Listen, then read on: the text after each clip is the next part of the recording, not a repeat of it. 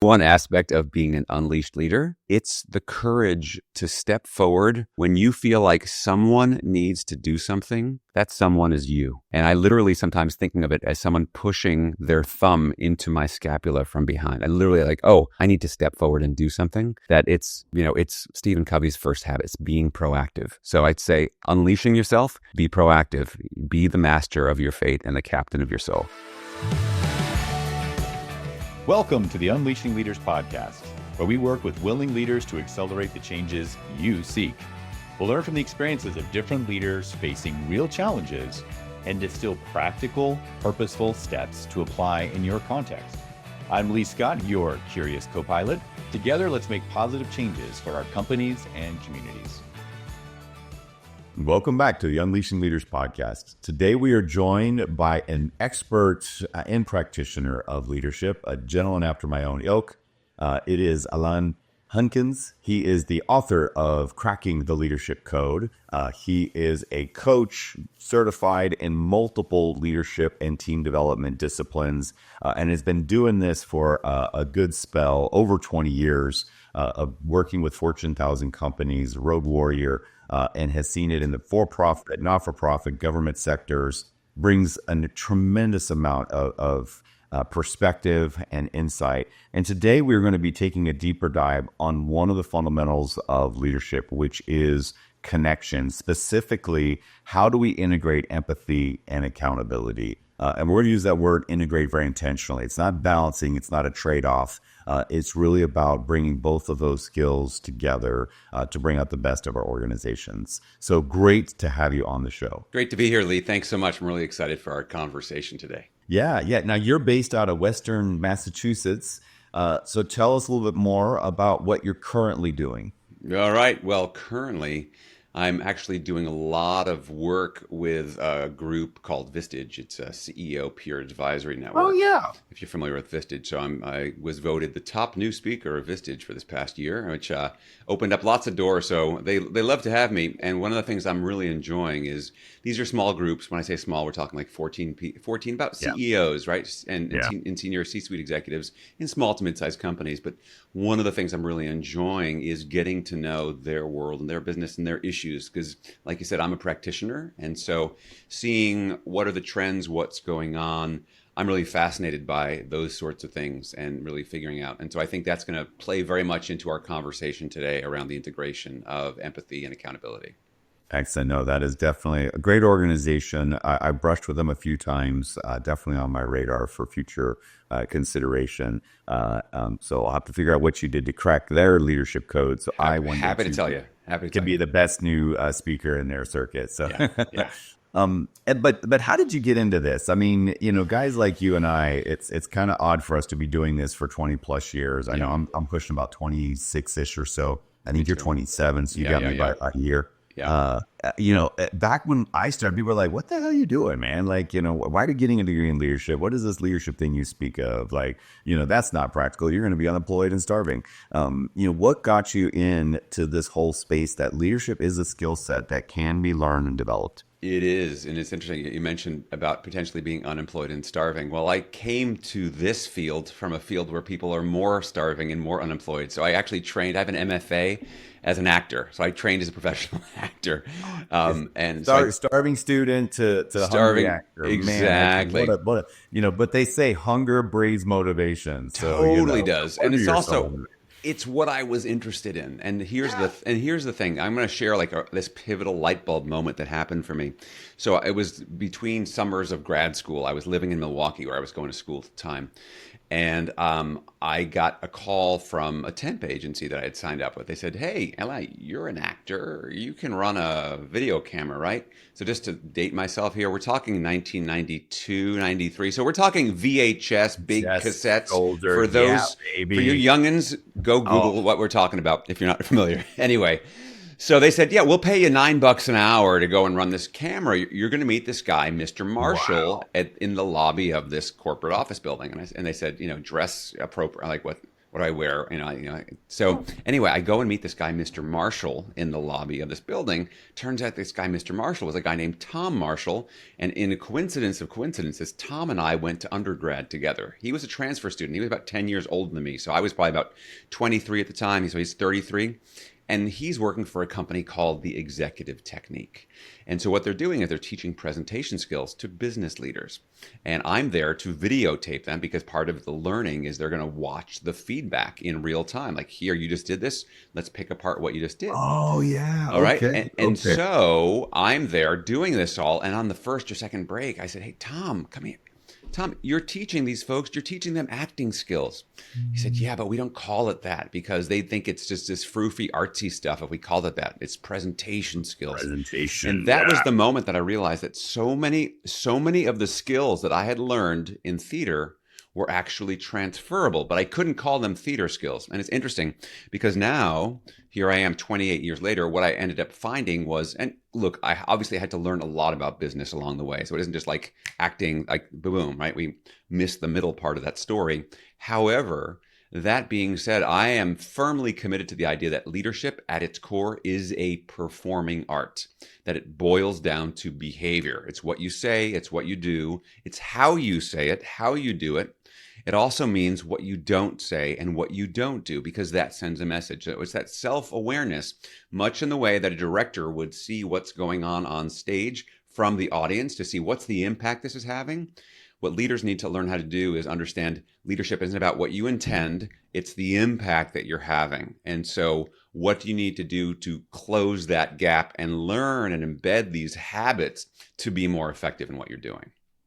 Yeah, well, I definitely am anchoring on what you're sharing there. I mean, you and I, again, both have gone through some of the similar trainings and programs, but, you look at things like the Leadership Challenge with Guz and Wozner, and, they're like, ultimately it's behavior, right? That's the bridge. Yeah, and the first step, right? In the Leadership Challenge with Kouzes and Posner, the first principle is model the way. All the way. If you don't believe the messenger, you won't believe the message. So how we show up, and ultimately, leadership development is personal development. You can't separate out the leader from the person. And that means we have to learn a lot about ourselves, but also learn a lot about just human beings. Because I don't care what industry we work in, you're in the people business first, because everything gets done in and through people. I was talking with this group of CEOs this past week, and we were talking about this idea of, are you focused on the people? Are you focused on the numbers? And my belief is that every single thing that we measure in our businesses, every single thing, I don't care what business we're in, and you and I both have businesses, so we measure lots. Every single thing we measure is only the lagging indicator of the behavior of a person, right? And so we have to really think about people and how do we help people to perform at their best. Well, I mean, similarly, we're working on some really large change management initiatives, for healthcare organizations, government agencies, things of that nature. And they're like, they're talking about the technology and the data and the systems and the policies and this and the other. I'm like, you guys, this all boils down to somebody doing a behavior differently. And they're like, that's way oversimplified. And I'm like, but that's where the magic happens when somebody interacts with a dashboard or a patient or a plan or whatever it is in this context, right?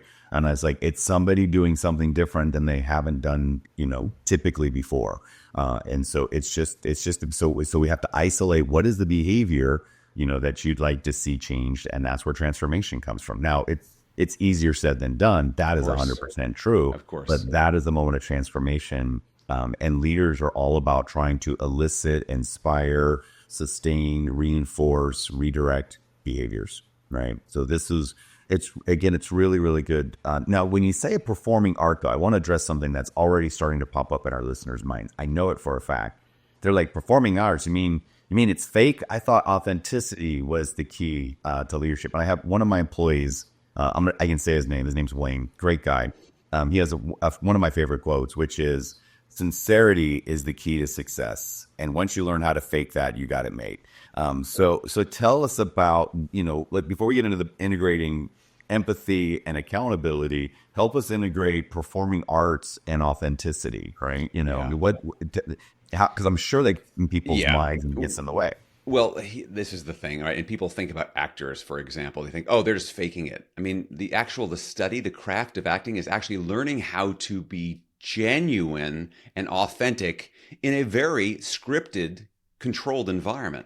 And if you think about it, at work, if you're a leader, you're playing a role, right? You're not the CEO when you're hanging out with your friends that you've known since you were 8.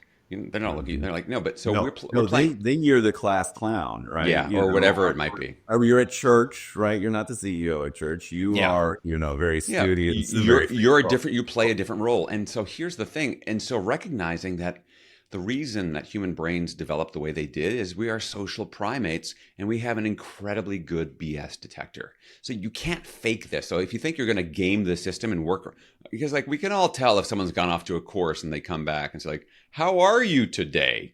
And they have that weird, like, I don't actually care how you are, but someone told me to ask you this question so I can check it off my task list.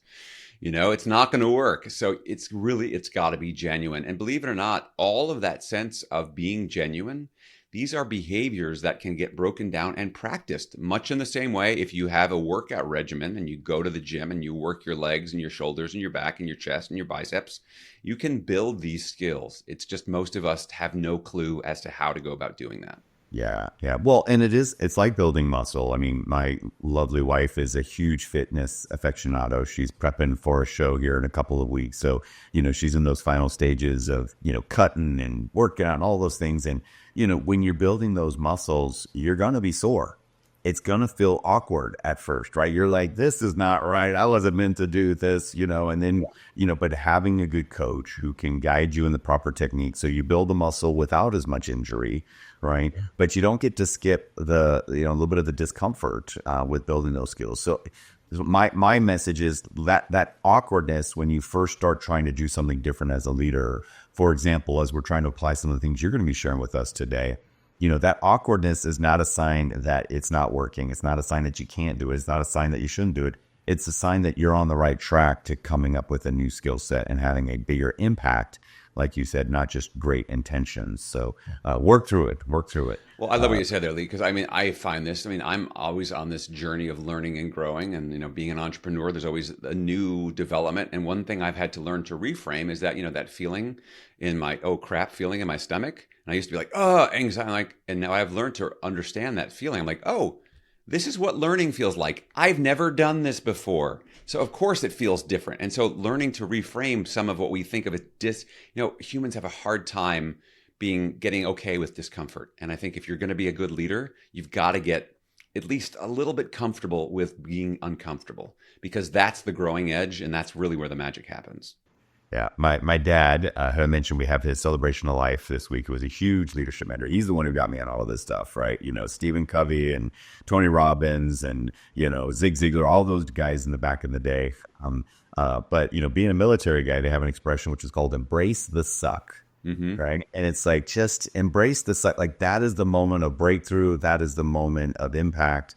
That is not to be run away from. That is to get gleeful and giddy about, because that's when the magic happens. So, let's embrace a little bit of this stuff here today. Absolutely. So leaders have that moment where, employees are getting all emotional, and, they're trying to use some of those Hollywood lines like, it's not personal, it's just business. And we're trying so hard, and I think many of us from older and different models of leadership, especially going back to the industrial age, they're trying to remove the human element, right? Like, no, we're just machines. Just do what I say. It's a transaction. I pay you. You follow me. The incentive plan is do what I say today, get to come back tomorrow. Like, all those things, right? And we're trying so hard to separate that out, and we get frustrated when the humanity's in there. And I think your reframing is like, dude, that's the juice, that's the power, that's what you want. Now the question is, how do you harness it and then unleash it? But empathy, this is a squishy, touchy feely word. What business does it have in business? Yeah. So the business that empathy has in business, I just want to back up, because you went through some stuff that I think people kind of get conceptually, but they don't really understand. This is my experience. And so I'm going to do a slightly deeper dive into Go for it. Yeah. How we got here. How did we get to this idea of, because a lot of us as leaders, we're still living out the inherited leadership legacy from not too many generations ago, smack dab in the industrial age thinking. So let me give you an example. So we're all familiar with Henry Ford, right? The founder, CEO of Ford Motor Company. So Henry Ford famously said of his employees, he said, "Why is it every time I want a pair of hands, they come with a brain attached?" Okay. So back in Henry, and he could say this because in his world and in the workplace of the Ford Motor Company, you didn't actually want employees thinking. So just imagine whether it's Lucille Ball on the assembly line with the cookies, or modern times Charlie Chaplin. It's literally show up and do the manual labor. So Henry Ford, most famous car to come off the Ford assembly line was the Model T. They did not change a single iota of so there's no upgrades, no next version. The Model T was the Model T for over 20 years.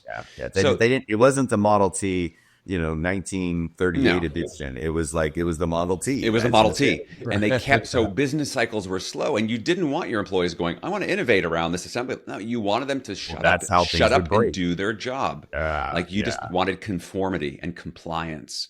And the idea was, I'm the leader. I tell you what to do, and your job is to shut up and do it. That worked to a point. That worked okay back then. But how many of us, first of all, you're here 20 years, you're like, oh my gosh, I wish things around here didn't change every 20 minutes. I mean, the world that we live in is so different.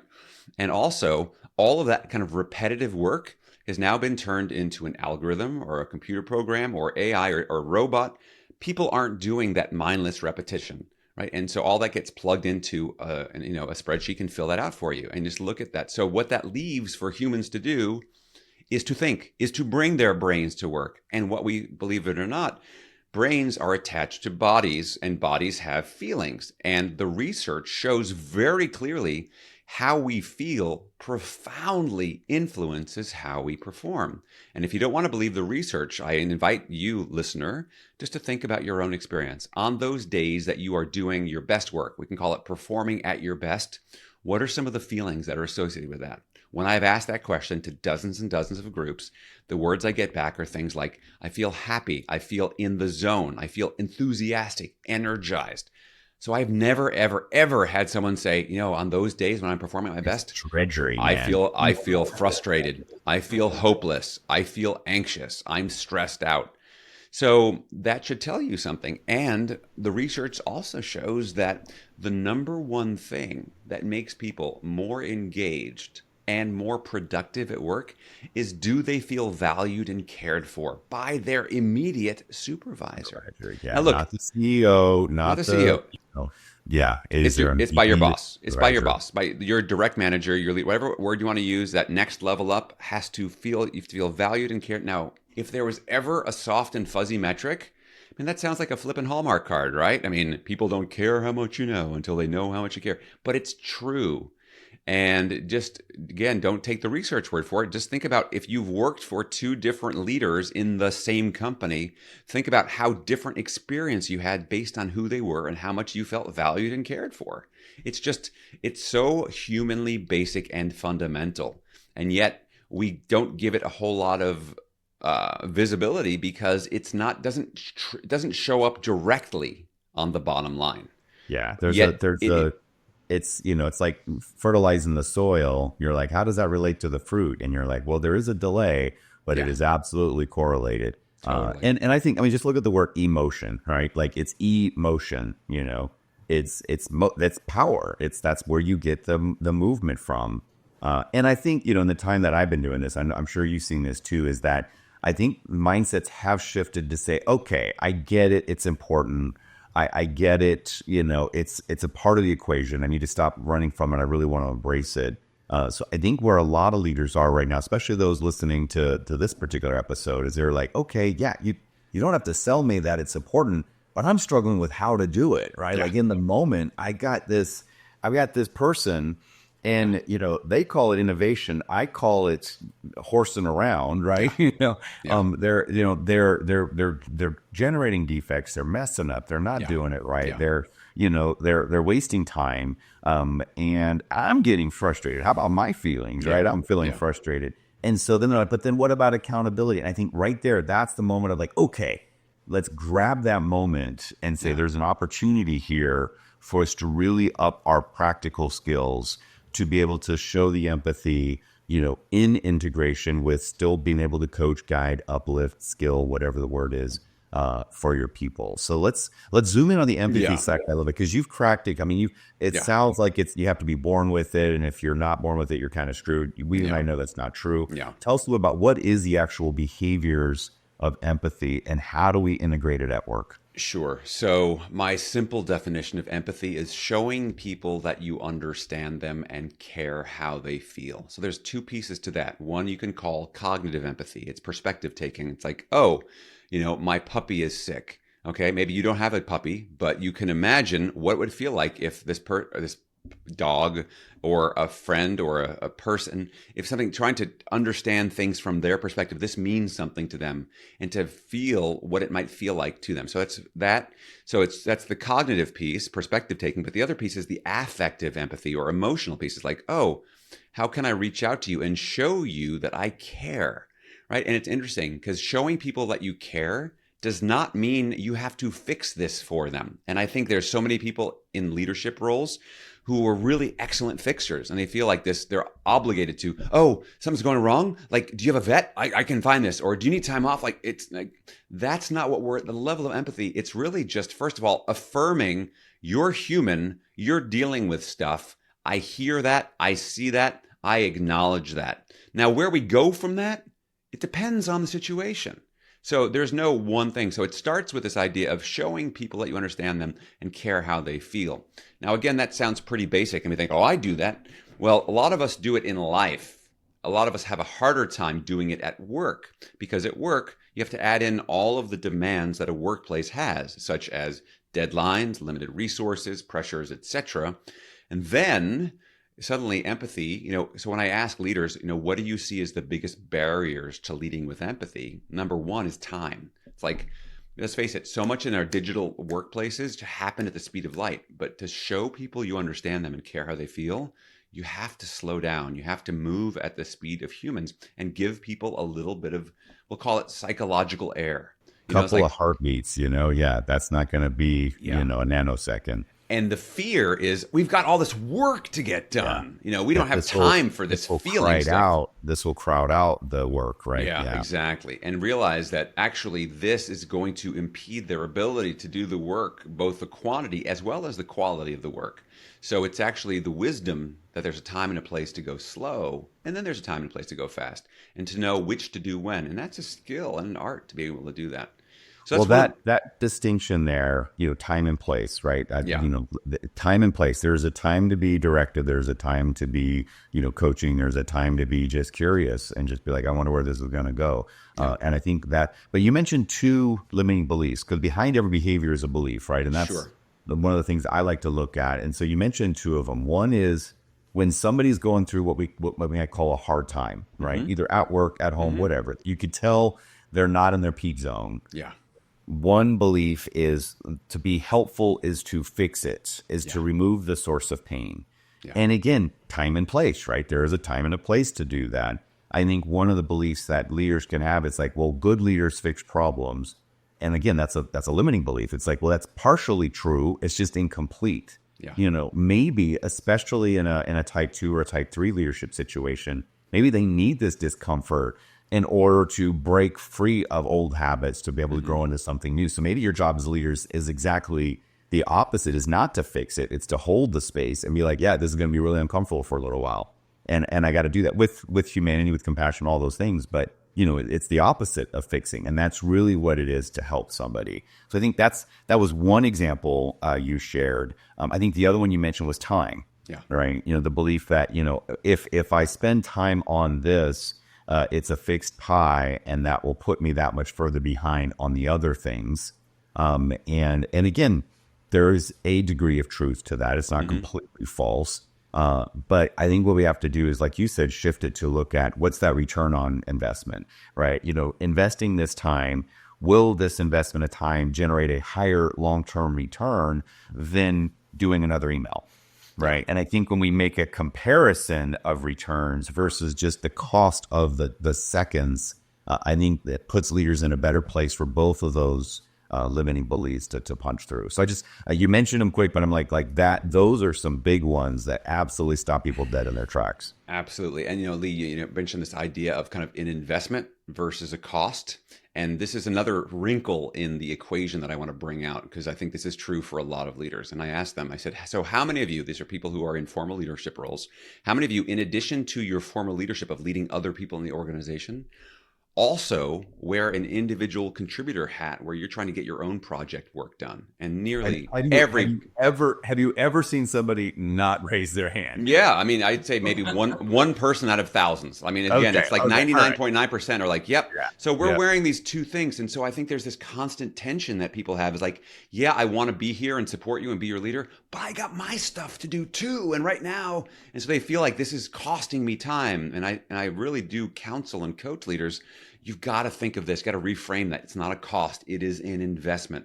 Because let's face it, a good, even 10, 15-minute interaction, connection with a leader can set someone on a different trajectory for the next 40 hours. yeah, And the converse is also true, right? Not having those kind of connection points can leave people treading water and floundering. And so I just wanted to bring that into the equation too, because no, I think a lot of that's listeners, also you're that's a going, very reality. Like I resemble that remark. Yeah. I got my things to do too. And my original career background, you were acting.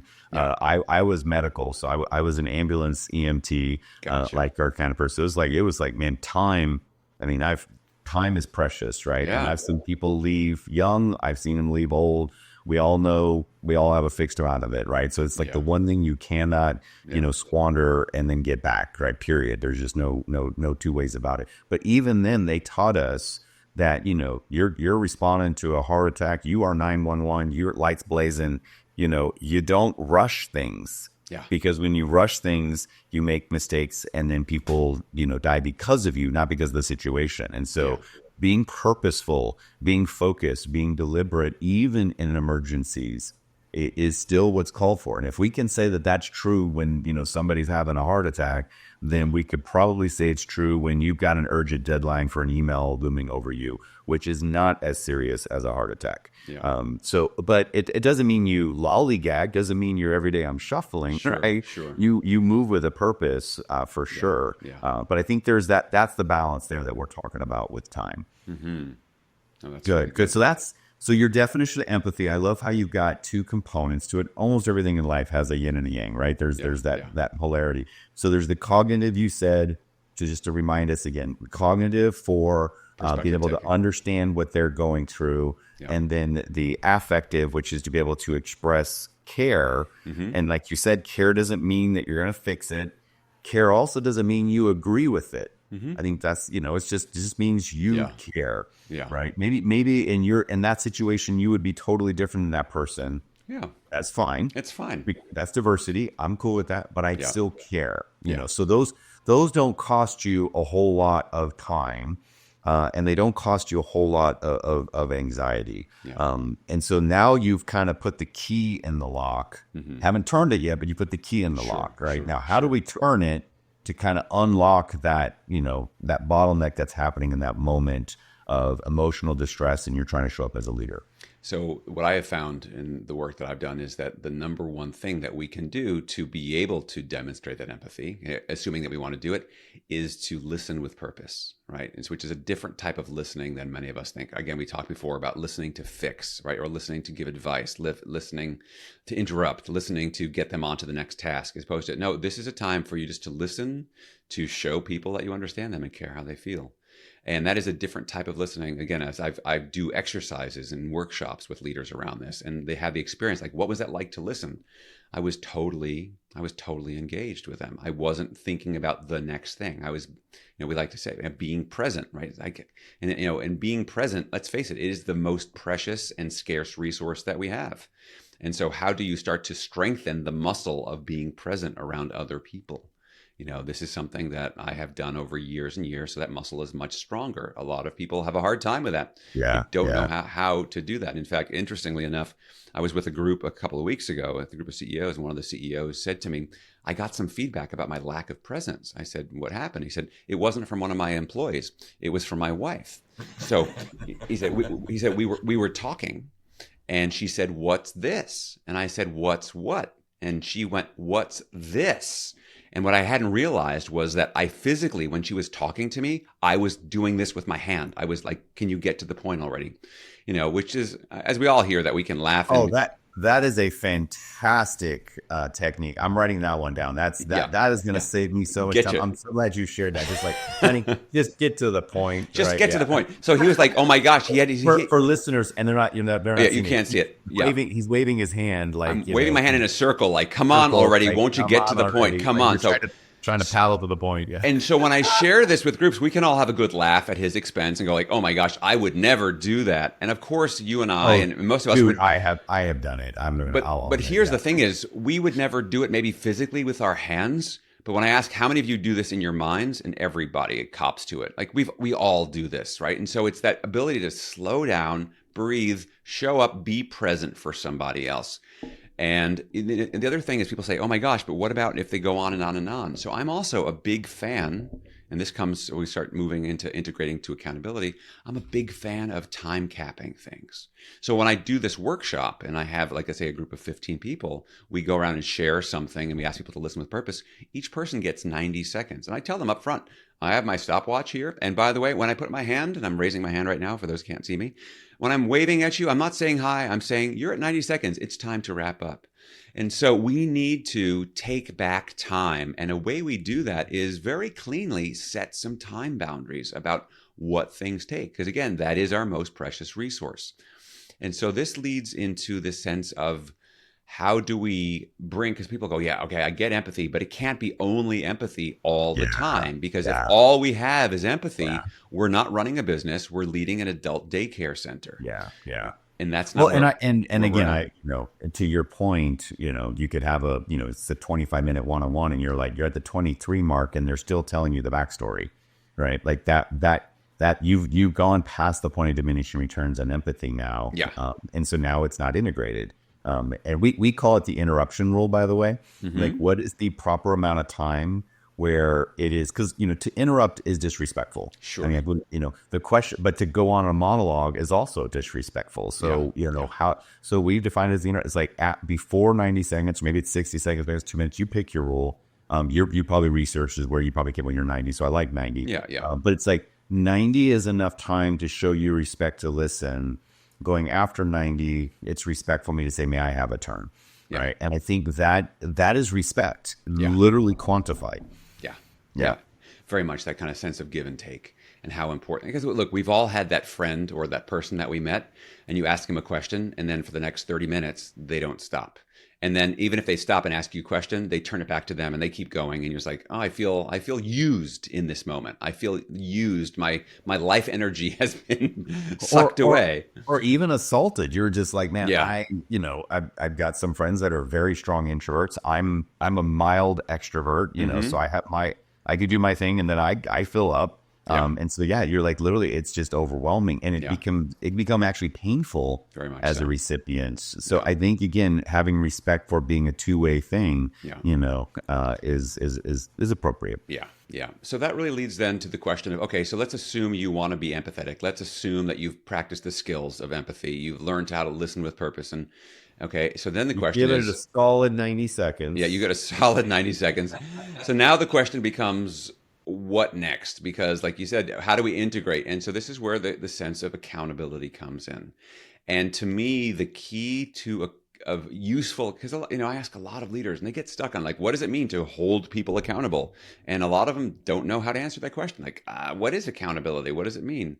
And I teach stuff around accountability too. And I basically say, where do you think the word accountability comes from? And I say, there's a clue. It's in the word. It's in the word to count, right? It comes from accounting. Yeah. And I say, any accountants in the room? All right, you don't have to be an accountant to answer the question, but everyone familiar with the balance sheet? Yeah. And so we have, here's a piece of paper, put a big vertical line down the middle. On the one side, we have assets. On the other side, we have liabilities, right?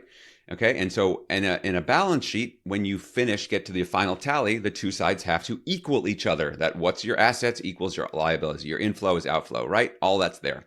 Everyone goes, got it, makes sense, right? So let's take it out of the world of accounting and let's put accountability, that same premise, into the world of leadership. On the one side, what it means is what I promise or what I say I'm going to do. And the other side is what I did. Yeah. And so when I do what I say I got to do, I'm accountable. Yeah, right? exactly. Intention, action, promise, action. All that stuff. Whatever words exactly, but that's the general principle is what I say I'm going to do, what I actually did. And it should be that clear in black and white. And the thing is, we can't hold someone accountable to something that they weren't clear on what they actually promised. Yes. And Yeah. this is the so and again and kind of expecting people to do something that is clear in your mind but hasn't been talked about. The analogy I sometimes use, it's kind of like going into a marriage. Maybe this is a little, not a great analogy, but you get the essence of just like, I just hope it's going to go all well. But the fact you're going to have some bumps in the road. And what are you going to do? In any relationship, there's going to be bumps in the road because they're not you. And so what we need to do is, all right, so let's talk about what do you in this role at work, here are the expectations of the role, and this is do you understand that, making sure they're clear, and do they agree to that? And beyond that, even say, and if we come to a certain milestone and we're not in alignment with that, how are we going to handle that? Right? Those are very mature adult conversations Yeah. that very few And people have. completely appropriate and completely with compassion. Like none of those are Completely. violating any human principles. But I totally agree with you. Anytime I've been in a coaching conversation with any leader and they're talking to me about a performance issue, uh, guaranteed 100% of the time, expectations have not been clearly articulated. Yeah. And now that's not to say that it doesn't mean the person's still not doing their job. Exactly. But it is things like if you haven't done that step, to try to punish or counsel or coach somebody who's not clear on what the goalpost Exactly. is absolute insanity. And I tried to fix it. We came up with a new standard job description that leaders can download. And the job, this is for any role, and every leader in the country wanted to download this. And the job description was read my mind, predict the future, bend time and space, right? Like that's all I'm asking for. My expectations are now clear. And right. But Yeah, the totally. fact is, unfortunately, that didn't work. We sold a lot of them, but it just didn't work. But you're right. It's so now, and now eventually though, you do get to a point where you have been clear. You're like, okay, these are the outcomes, these are the behaviors, these are the competencies, whichever model you want to use there, Yeah, right? sure. So you get there. All right. So let's now run the clock a little more further. Yep. We clarified expectations. There's unity on that. There's commitment. All right. So the balance sheet, and then Still. the next day turns and they're like, my dog ate it and the internet broke and they're struggling. So now what's the next thing in this playbook? I love this script you're giving us here. I feel like, the method actor, you're like coaching me through a scene. Well, here. yeah. I mean, if you think about it, I mean, basically, the question is, what kind of guardrails have you put in place up front? So, and the question is, how many opportunities are there for someone to get back into integrity, get back into being accountable? And at a certain point, like you're saying, you could do a certain number of these, but at a certain point, we have a business to run and the role they've been hired for demands a certain kind of performance. And at a certain point, this is where you get into, let's talk about the consequences of this to the business, to our customers, etc. And again, no shame, no blame. Like, no, again, the thing is, this is hard. Takes a lot of maturity. It's like, staying calm. What are we going to do? And at a certain point is, okay, at this point, hopefully your first pass when someone looks like they need help is, how can I be of support? Like, what kind of support do we need to help you? As opposed to, you better get your act together, or else you're out of here in 2 days. Yeah. That's a threat, right? You don't get fired on the first strike, right? No, exactly. That's usually, I mean, especially in today's labor market where it is really hard to get people in the door. Exactly. But at 3 strikes or whatever. But it exactly, is, and right? and letting people know our process internally. Yeah, So yeah. our process is, hey, this is the first thing, and by the way, this is our process. If there's 2 more, we're going to put you on a formal performance improvement plan or whatever you have internally, and then we're going to talk about that because we can't sustain a business this way. And then I would also check in. Does that make sense? Do you understand? I want to get some feedback from them. What are your thoughts on that? Where are you at? Because we can't just go into that What old else would school you model of suggest I tell. do here? Yeah, well, it's like, hey, I'm doing my best here. Meet me halfway. Help me help you, kind of thing. And when we get to that point, one of the things that I like to reframe is I'm just like, look, if it's not working, then we're just not playing to your strengths. Yeah. And that's an okay, Yeah. conclusion. That doesn't mean you're a bad human being. Doesn't mean I was a terrible boss. It just meant, this isn't the right situation. So let's all do everybody a favor and unleash them in that sense, Yeah. right? The folks that we've had the opportunity to go through that experience, I know I've certainly tried to do it with as much compassion and love and respect as possible. And I think pretty much all the cases, there's probably one out there that would disagree with me, but in Yeah. all of those cases, when we handle it with that kind of Yeah. compassion and grace and respect, I get Christmas cards years later from these same people who said, "Hey, thanks so much for doing that for me.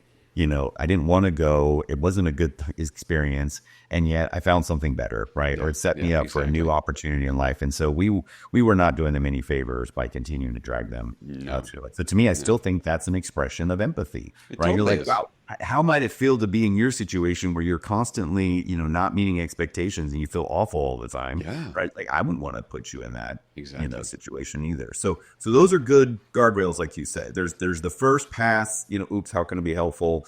Yeah. There's the fourth strike, and you're out and you're handling that. Now let's zoom into the middle space because that's where most of us spend a lot of our time. Mm-hmm. And I've got a hypothetical leader who Okay. I will not name, but everybody who's listening to this podcast knows exactly what I'm talking about. And he's running a challenge where he's in that moment. He's doing his best to listen. Maybe he could listen longer. That's Mm-hmm. probably true. But then he's making a suggestion. He's like, "Well, did you consider trying X?" Mm-hmm. Or, "Hey, in this, the recommendation document, could you strengthen the risk section?" Whatever it is. And in that moment of offering a suggestion, waterworks.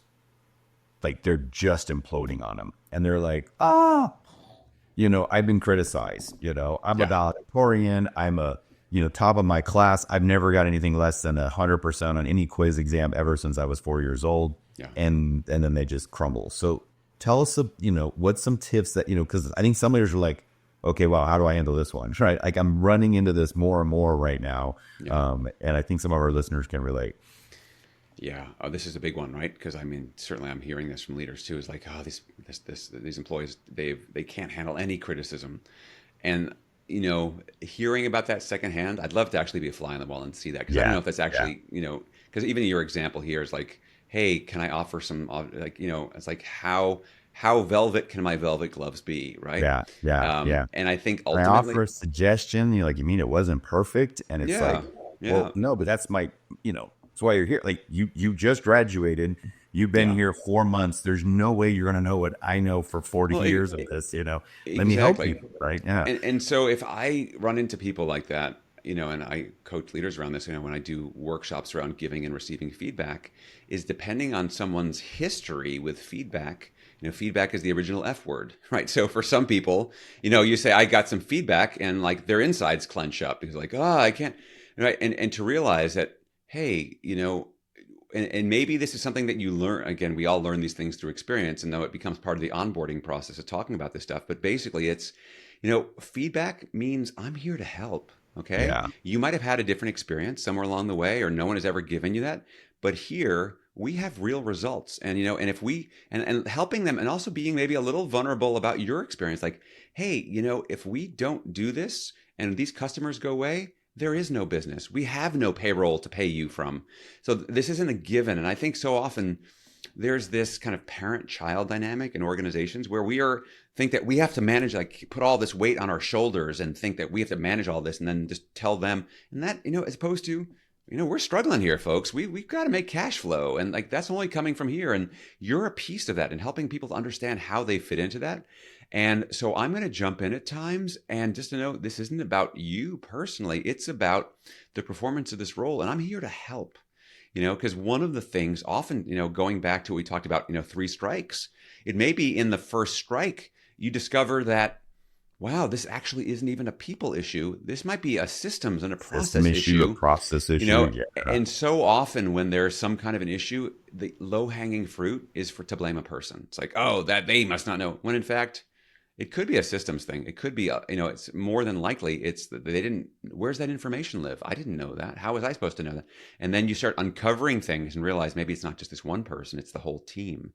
And then you have bigger fish to fry. So I would start with this sense of we've got to do a lot of leading and teaching at the same time, continuously teaching people because we want to educate people to become leaders in their own way. They may not be the CEO, but about becoming leaders and empowering them to understand how the pieces fit together. And I think this is the essentially human part of what's left for us as human leaders is we have to help people to integrate and synthesize all these aspects, because one of the other things that we know is that people will do a lot more towards work when they have a clear sense of purpose of what it is, when it matters to them.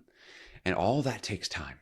All of that takes time. And we can't, like you said before, we can't ask them to read our mind, right? We can't ask them to bend time and space. What we can do is have some honest conversations about what's going on. Well, I really like how you mentioned taking a moment to really define or maybe even reframe what does feedback even mean? Yeah. Right. Feedback's actually a very powerful love language. It's a sign of compassion. It's a sign of care. It's a sign, if I didn't think about it, if there's somebody that you don't care a lick about, like you really have it in for them. You just want to just get them out of your life. Mm-hmm. Who in their right mind would take the time to give that person feedback?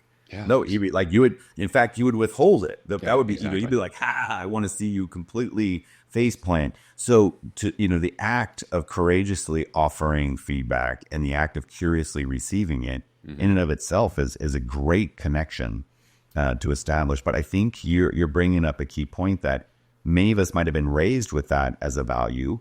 And so we just take it for granted. And then when we encounter folks that maybe weren't raised with that, we're confused. We're like, I don't understand. Yeah. I'm offering you this chocolate covered cricket. And in our culture, that is a sign of high respect. Yeah. And you're vomiting on it. And I don't understand. And you're like, look, in my culture, a chocolate covered cricket ain't a delicacy, baby. Yeah. So I think reframing it, as part of the onboarding. And then I think we consistently, because it is true. I think our educational systems have done a real number. You talk about it's not a people problem, it's a process problem. Our educational system is training people to think that feedback and failure is a sign of a fatal character flaw versus the building blocks to success. And so I think for leaders who are facing that, that's our message: is maybe you got to do a little homework to create the capacity for that kind of exchange. Yeah, for sure. Wonderful. Well, okay. So then now we've done the work, we've reframed feedback, we're showing up in a compassionate way. What's the fruit of this sustained investment? So anchor us on when you've seen organizations and individual leaders within organizations create pockets. What's the outcome? What are the rewards that we can all look to receive? Well, for one thing, I think what you're getting is you are getting people who care about the work. So some of the fruit is engaged employees, and top quartile versus bottom quartile engagement, higher levels of profitability, productivity, lower levels of turnover, higher levels of retention. So you're going to get all those benefits, right? Because people care. The other thing, though, you're going to run a much more effective enterprise, because when people are accountable, it helps you to align your strategy with the execution of that strategy. And so this sense of alignment, and so suddenly things are just clicking better. You're better able to serve your customers, bring in new prospects and convert them in whatever part of the business process you're dealing with. You're able to do that more effectively. Even in accounting, right? Even in accounting, absolutely. So lots of fruit to be born from this integration of empathy and accountability. Yeah, and we're talking micro doses here, right? 90 seconds there, 90 seconds there, 20 minutes there, 10 minutes there. Yeah. And then again, how it shows up in your tone of voice, not waving the hand and rolling the eyes. Yeah. All those body languages. Exactly. And it's, I think to your point, it's far more accessible, but it will be awkward at first. And it does take some time to develop the mastery of that as well, too, just like any other skill. Well, this has been very practical, man. We have gone, deep from the Industrial Revolution all the way to the modern, Gen Z educational structure. Good coverage on a very narrow topic. Yeah. For those who are inspired by what you shared today, where can people connect with you and find out more about the other things you're working on? Awesome. Well, certainly connect with me on LinkedIn. Alain, Alain Hunkins, Hunkins. You can also check out my website, which is alainhunkins.com. There's links to my speaking, coaching, training pages. I do some other things as well, but you can definitely, those two places are good resources for all the leadership stuff that I'm currently doing. And is there a good platform for getting your book, Cracking the Leadership Code? Really, it's on every platform. Amazon is Okay. an obvious one, but it's pretty much wherever books are sold, you can find it. Okay, excellent, excellent. No, that is fantastic. Well, thank you again for sharing a couple decades of your practical experience, which has been concentrated by all of these different contexts. Really appreciate you sharing these insights. Thanks for being on the show. Lee, it's my pleasure. This has been an awesome conversation. Thank you. Thank you for joining us today on the Unleashing Leaders podcast. Subscribe so you don't miss a moment that could be the key to your next breakthrough. Let's stay connected and contribute together by grabbing that @Unleashing Leaders handle on LinkedIn, YouTube, or your favorite network. This is Lee Scott. Keep learning, loving, and leading. Our future and our communities are counting on us.